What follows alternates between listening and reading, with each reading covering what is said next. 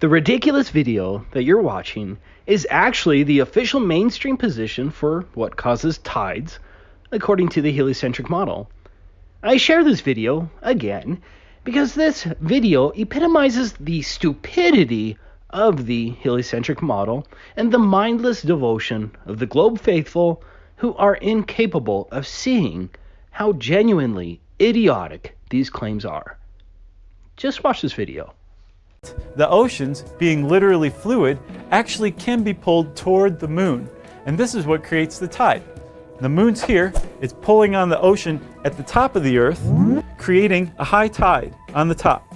And on the bottom, another high tide is created because the earth itself is pulled toward the moon, even though the oceans down here have less gravitational pull exerted on them, being farthest away from the moon. So on the top and bottom, you have high tide because of the tidal bulges, and on the sides that are at right angles to the moon, you have low tide because the ocean's stretched thin over the surface of the earth. Pretty crazy, huh?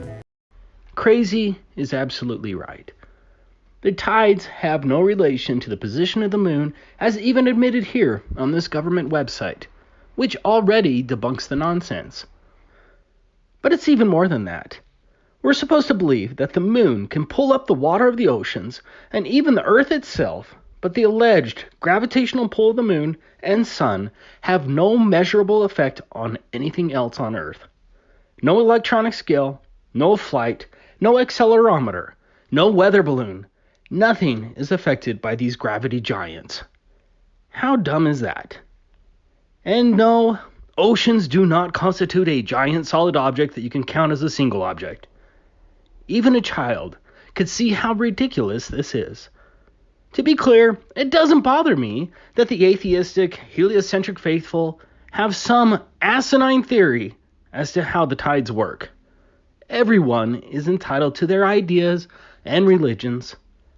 What bothers me is that this stupidity is presented as a scientific fact that cannot be questioned, and the vast majority just go along with it. Whether it's evolution, whether it's the bending of space-time, whether it's disappearing earth bulges, whether it's air pressure that automatically makes airplanes adjust for the curvature of the earth, whether it's unknown forces that cause sonar, radio waves, and VHF waves to ignore curvature, whether it's gravity that can hold the atmosphere adjacent to the vacuum of space. No matter how stupid the claim, no matter how preposterous the explanation, no matter the total lack of evidentiary support, any ridiculous pseudoscience decree is accepted as fact without question, so long as it supports the narrative. If you truly can't see how dumb this is, then please unsubscribe and go somewhere else where you and others can congratulate yourselves on the utter nonsense you have come to accept based solely on what someone else told you to believe. I pity you.